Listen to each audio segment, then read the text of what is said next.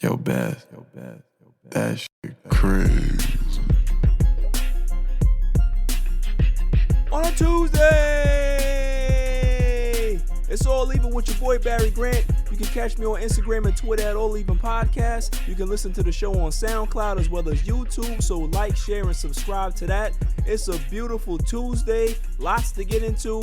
On a Monday sounds better, but listen, on a Tuesday will happen from time to time as well. We got a lot of stuff to get to.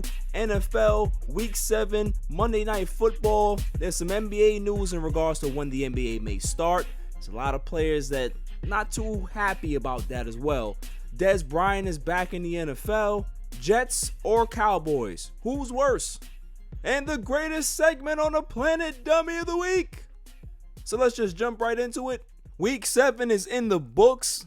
We had Monday Night Football last night. We had a nice Sunday as well. But there's 3 games that I want to talk about. Obviously, we're going to get into the Monday Night Football game between the Rams and the Bears.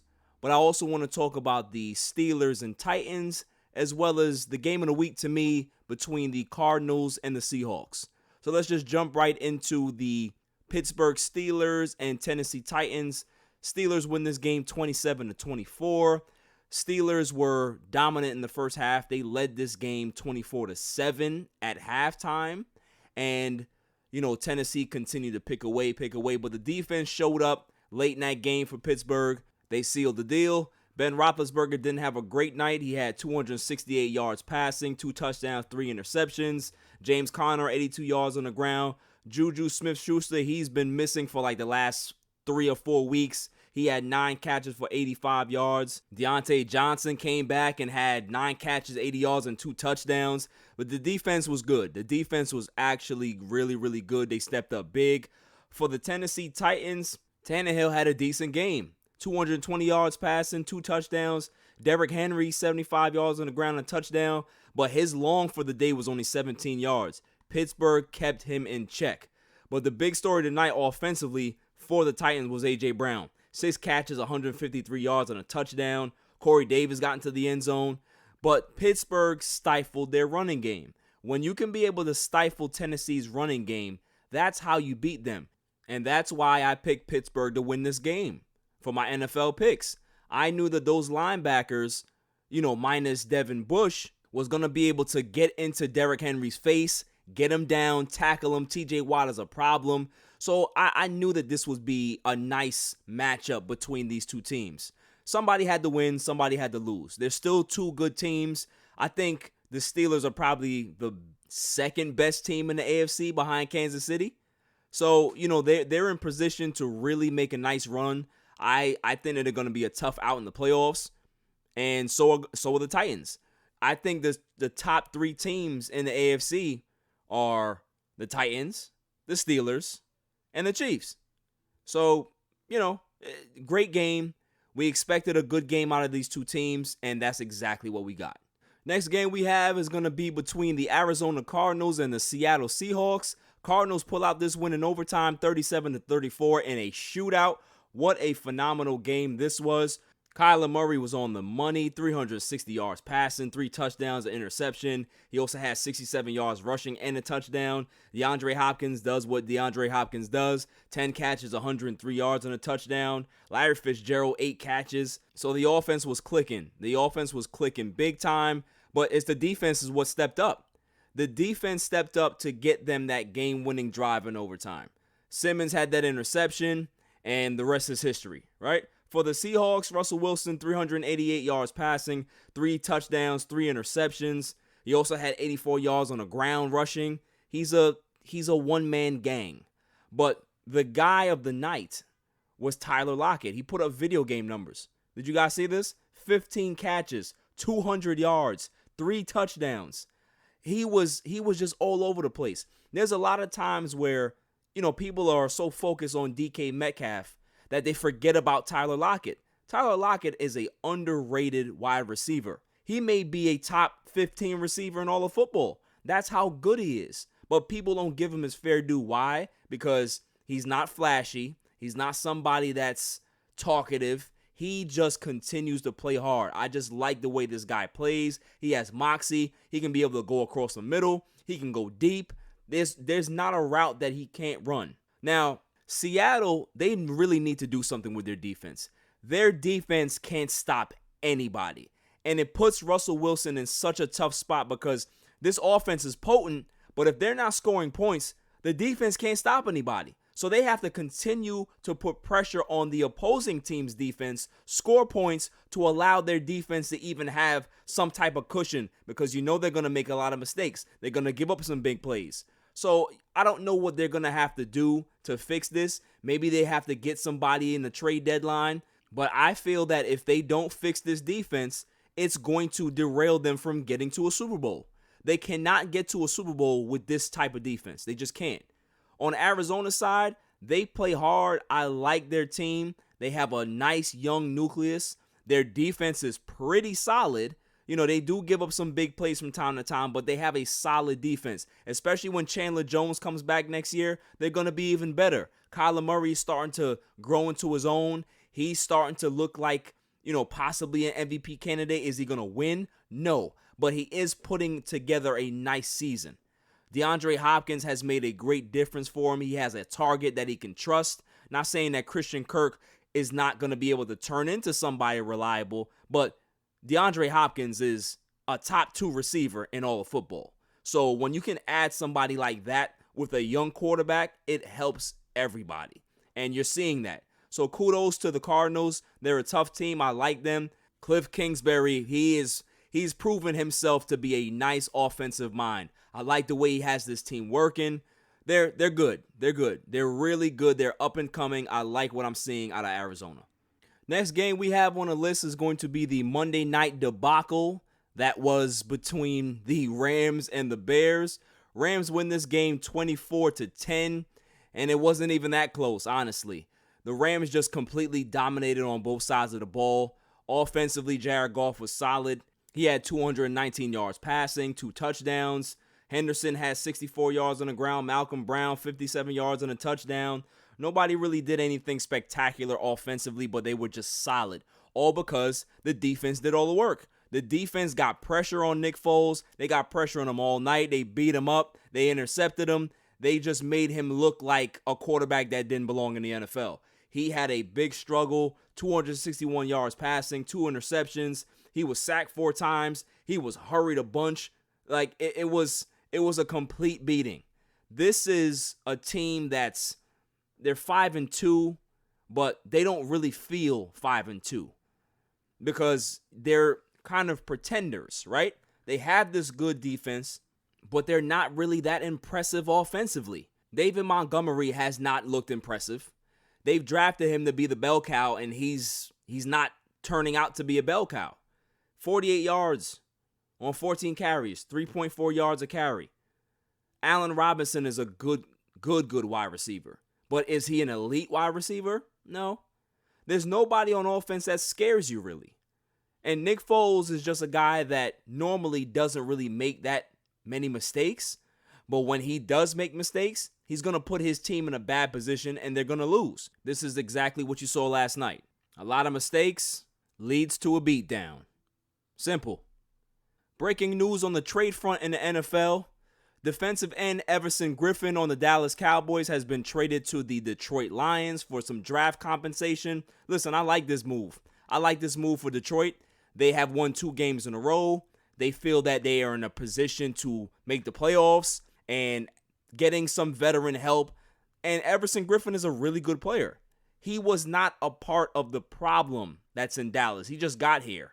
He just got there. But he can be a part of changing it around by this trade. Getting some draft compensation, getting some picks so they can be able to replenish the shelf. Get some young guys in there. Get some hardworking, no ego. They're not coming in with any bad habits. Do that. Get some young guys because the guys that they have here, it's not working. Fire sale time in Dallas. But good move for Detroit. I like that. Give Matthew Stafford some help on that defensive side so they can have a chance because offensively, they have a good team. DeAndre Swift, they have Galladay, they got TJ Hawkinson, who I call Gronkinson. So they have some things going there in Detroit, and I like to see this. I like to see the fact that they're actually trying to go for it. Other news as well is Dez Bryant is back in the NFL officially. The Ravens had him in for a workout. They had planned to sign him, and now they've officially done so, and he's been signed to be on their practice squad. And obviously, he's going to make the team eventually. This is big news for Dez Bryant. He's been out of the NFL for a while. The last time he was in the NFL, he had got a chance with the Saints, and then he tore his Achilles. So I don't know what he has left. Because when Dez Bryant was on the Cowboys, he could not get separation anymore. There was no burst off the line. There was no physicality from him. We just saw a diminished player. So at age 31, 32, what does he have left? I don't know. Are the Ravens planning to use him underneath? Are they going to use him as a blocking wide receiver? Are they going to use him as like an extra, maybe a tight end hybrid? Who knows? But it's a good thing for him to be back in the NFL. I've always been a big Dez Bryant fan, obviously because I'm a Dallas fan. But if he can be able to come here, be a veteran, be a mentor to these young guys and tell them, listen, this is what you got to do. This is what you got to do to be good. Don't let this happen. Don't slack off. He can really give back in a way that he never imagined. So kudos to him for working hard, not giving up on his dream. And now he's back in the NFL with an actual good organization that can be able to put him in a position to possibly win a Super Bowl. It's a win-win all around. Coming up after the break, who's worse, the Jets or the Cowboys? On a Tuesday. It's all even. I am so stressed because I hate my job. Let me guess. You're at a dead-end job and find it hard not to press the snooze button? Well, come down to Connecticut School of Broadcasting. We have campuses in Westbury, New York, Boston, Connecticut, New Jersey, North Carolina, Georgia, and Florida. Develop your skills in broadcast media that include audio production, television, radio, and sports broadcasting. Learn from industry professionals in a small, intimate class setting for a better experience. The hands-on training is second to none. And if you're worried about what to do after graduation, the Connecticut School of Broadcasting helps you to get job placement. Take it from me. It took me 7 years to get here, and it's been the best time of my life.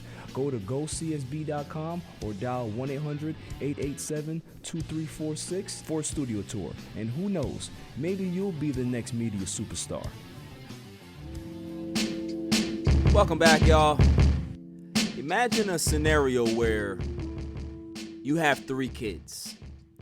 And one kid ends up, being a lawyer, being a decent civilian, has a family, everything is great. They call you all the time, check on you. And then your other 2 kids, they're just bums. They don't do anything. They're always in trouble. They're always trying to get their act together. And then they end up falling right back into the same stupid traps that they always fall into. And in your mind, you're saying to yourself, out of the 2 knuckleheads that I have, who's worse? Who's worse? This is what it feels like watching the Dallas Cowboys and the New York Jets. I've been a fan of both teams. Like I told you, I was a Jets fan, and I couldn't take it anymore, and I just went ahead and became a Cowboys fan full time. But I've been a Cowboys fan my entire life. So I have real insider knowledge about who's worse, right? So if we're just going to take this season, let's just talk about this season first. Who's worse? The Jets are 0-7. The Cowboys are 2-5. Now, by the record, you're going to say, well, the Jets are worse. But here's my thing. The Jets have the hardest schedule in the NFL. Their quarterback has been hurt. Adam Gase is one of the worst coaches in football.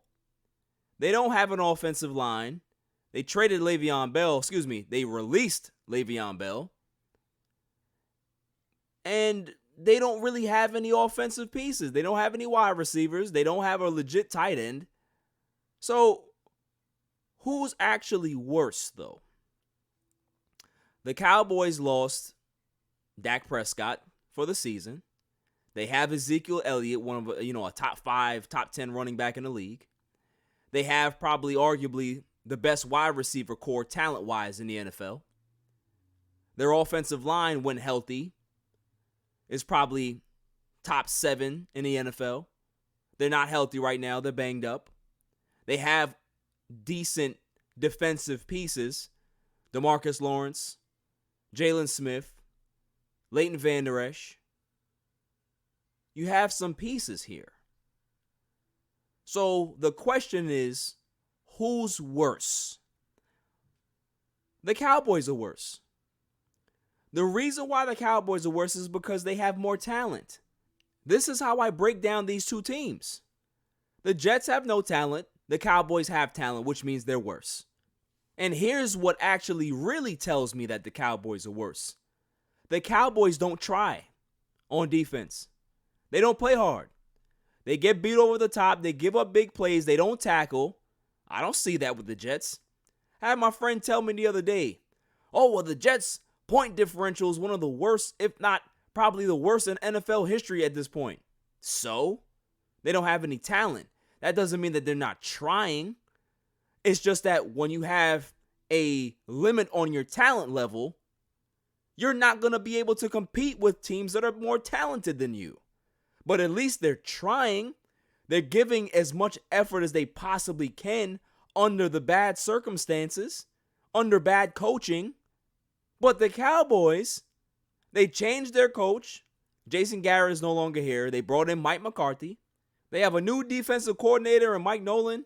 They have a new special teams coordinator in John Fossil. They have these Pro Bowl pieces that have made the Pro Bowl. And yet they're getting torched week in and week out. The Cowboys are worse. I saw a play in the Washington game where Gibson goes up the middle, nobody touches him, and he just skips through 2 Cowboys. They get a hand on him and he just goes into the end zone. It was some of the worst effort I've ever seen on a football field. That's why the Cowboys are worse right now. I don't care if they have 2 wins. They're in a terrible division. They lost to the Washington football team. When you lose to Washington, everybody should go. Everson Griffin just got traded for a 6th-round pick. Expect more moves to come. Dontari Poe, he's gone. Maybe Jalen Smith, he's gone. Maybe Zeke, he may be gone. Maybe DeMarcus Lawrence, he may be gone. The Cowboys are worse right now. Now, if you want to talk about historically, historically, it's not close.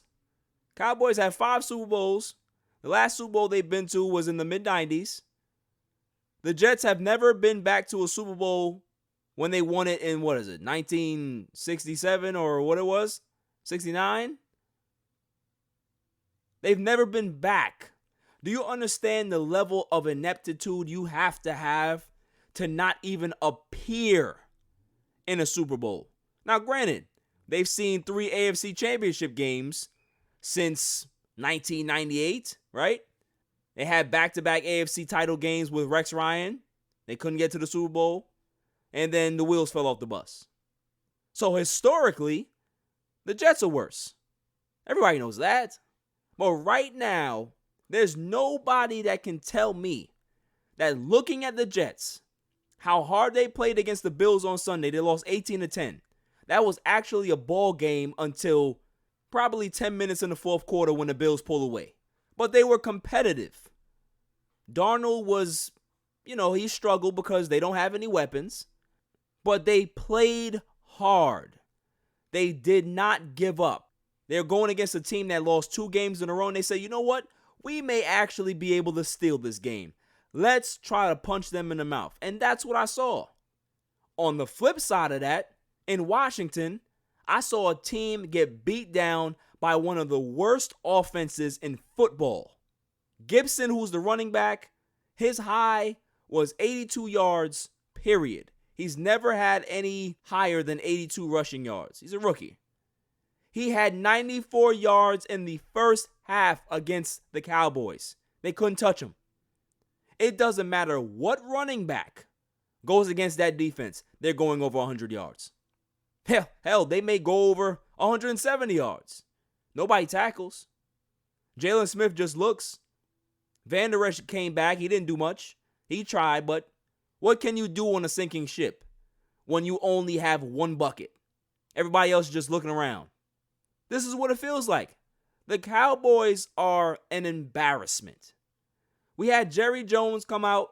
He was on a radio show, 105.3, and told the host to shut up.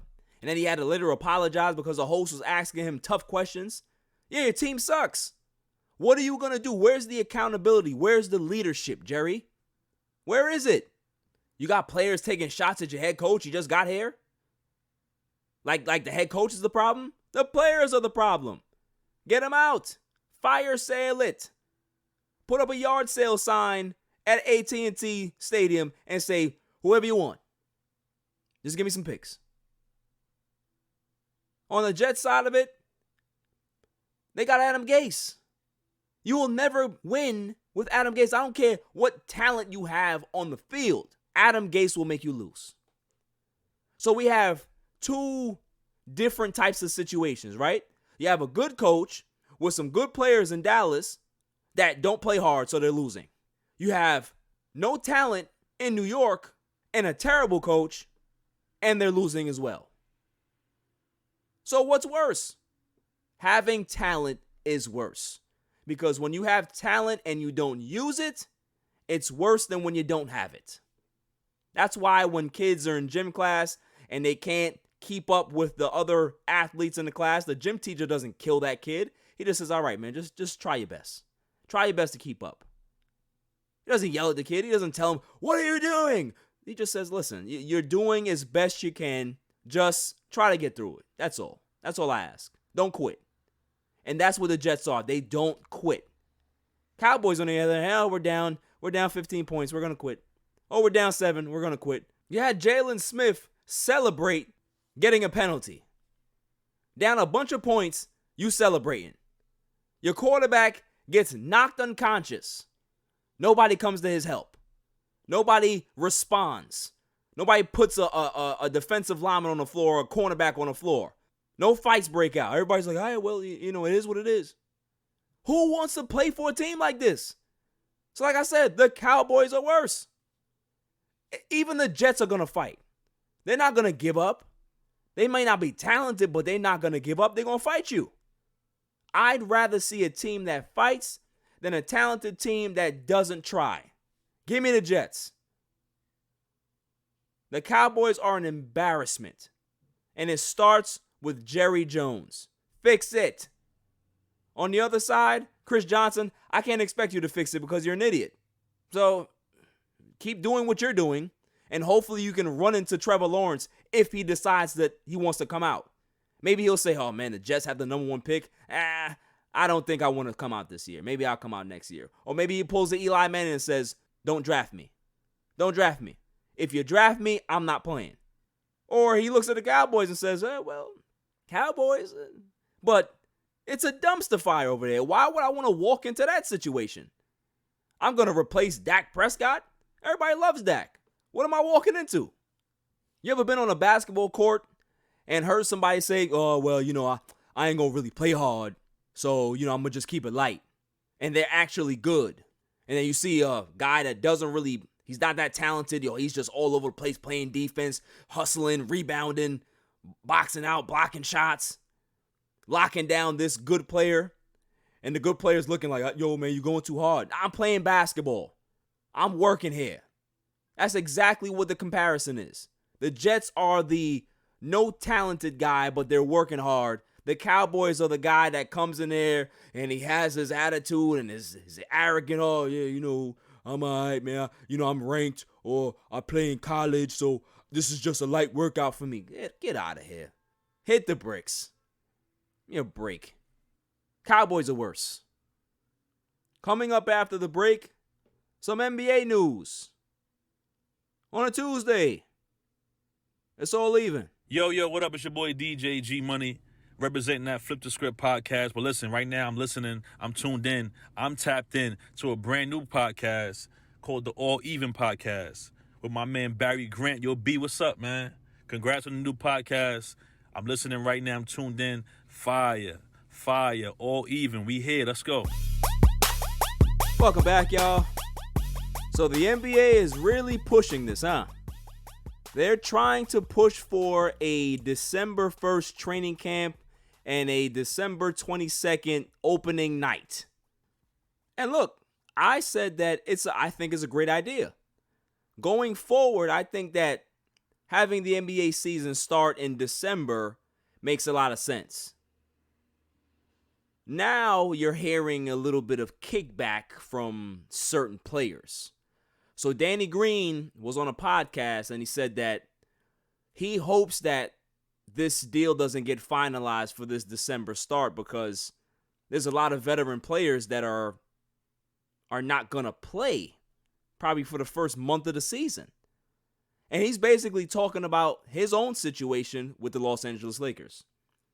The Lakers have just won an NBA championship. And the Lakers are a veteran team.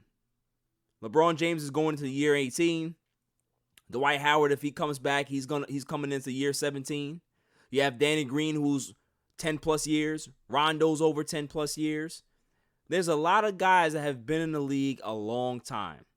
And this abbreviated off season can cause a lot of damage for a veteran team. So my thing is that I like the December start, but is it actually fair to your NBA champions to do this to them? How would Adam Silver feel if LeBron James tore an ACL? How would Adam Silver feel if LeBron James tore his Achilles? Because of this early ramp up. There's no break for these guys. Come on. Like, I get it that, the TV deals are there. There's a lot of money involved, trying to rush back. But we're in the midst of a pandemic still. And to say that it's okay for the fans to be back in arenas and closed doors, that's fine. I don't see that as plausible. I really don't. Now, I said going forward, it makes a lot of sense. But for right now, you got to start the season mid-January, start the season in February, and then work your way back from there. You can't just expect to go back to normal or try to go back to normal right now. We are not in normal times, Adam Silver. We're not. So the TV deals, they got to understand, the TV networks got to understand that this is what it is. You're trying to pigeonhole people back into the arenas? Nah. Not a good idea. And for the Lakers, I would really have a conference call with Adam Silver, because you're putting the team at jeopardy, at risk. They're your NBA champions. You can't do this to your NBA champions. You're corrupting your champions of your league. They would have never did this to the Bulls. They wouldn't did this to Golden State. But here come the Lakers, right? And I'm going to put on my conspiracy theory hat now. The Adam Silver, David Stern conspiracy against the Lakers. Chris Paul, I'm hearing all of these rumblings that, a Laker trade is possible, but it's a little difficult to pull off. If they go ahead and start the season in December, a Chris Paul trade can't happen. Because once you have the draft, you need time for those draft picks to be on their rosters before they officially can get traded. Now you're putting that particular trade at risk. Just like how David Stern vetoed the trade 10 years back. Or was it like 12 years back or something? I don't remember. Whatever it was. The same guy, now you're going to shaft him twice for the same organization. Conspiracy.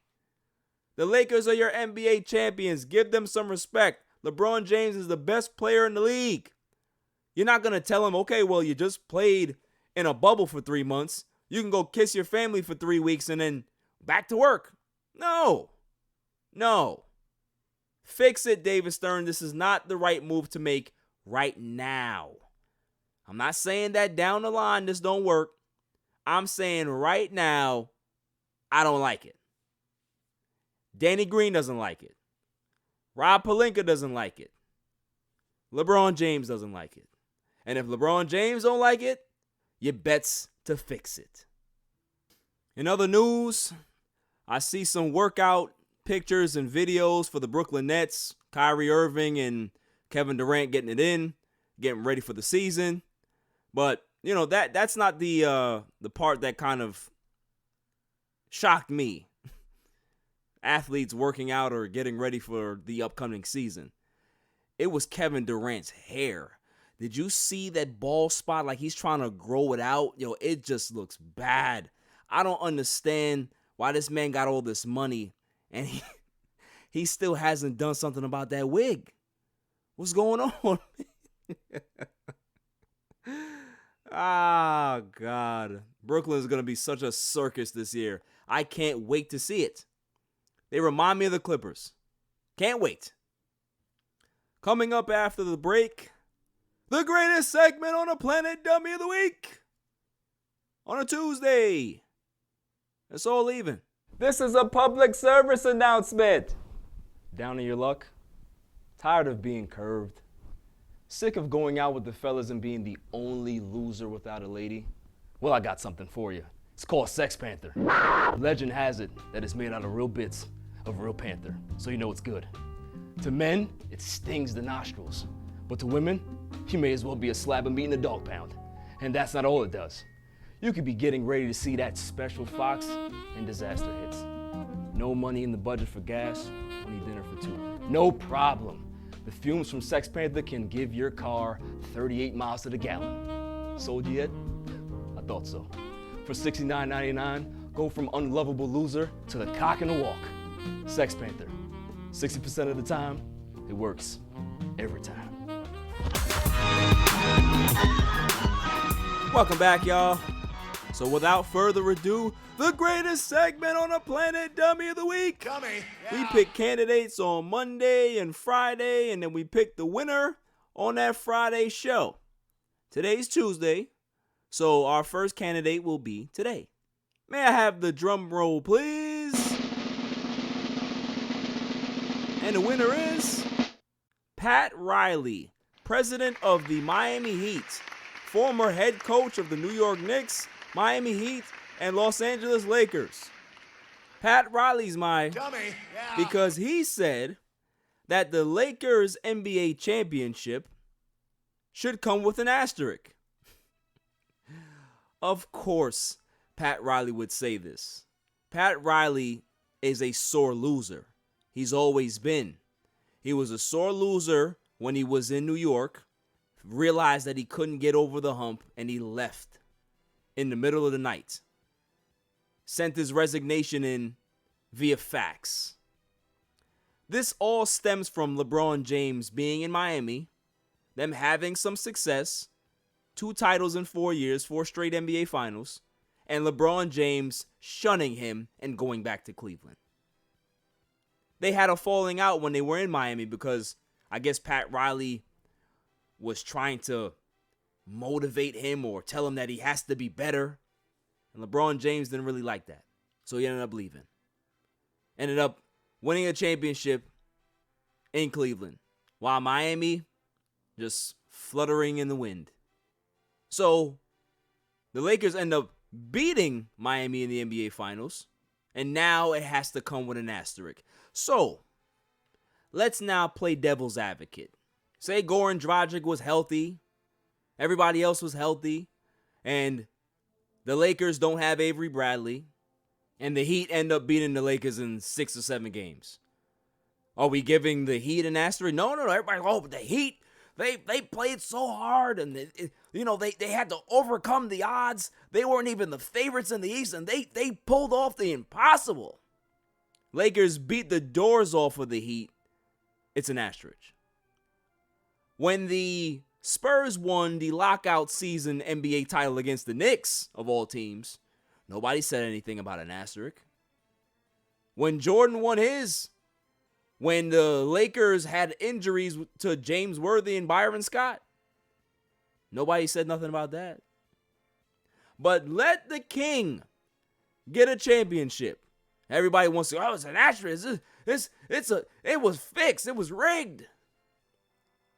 Pat Riley, you should know better than that. You, of all people, need to understand that LeBron James is the best player in the world. You lost to the best player in the world. Ain't no shame in that. Ain't no shame in that. Even if LeBron James was 50%, you still would have lost. You know why? Because you have a college basketball team. They're talented. They're hardworking. But listen, they punched over their weight. They beat up those soft Bucks. They beat up on the Celtics. And they ran into a bulldozer named LeBron James and Anthony Davis. Pat Riley. Pat Riley coached the Knicks and left to go to Miami in the heat of the night. You can't trust anything that Pat Riley says. Nothing that comes out of Pat Riley's mouth should have any type of credibility. This guy looks like a used car salesman. Snake oil salesman with his hair slicked back. Old ass man. Stop doing that. You're not that guy anymore. Look like a pimp. Talk about asterisk. Anybody talk about your championships with the Lakers having asterisk? Huh? But a minute you lose, and you lose to LeBron James, if it would have been the Clippers, if it would have been the Nuggets, if it would have been any other team, those words would not have left your mouth. You would have said, yeah, listen, if my guys were there, maybe the outcome would have been different.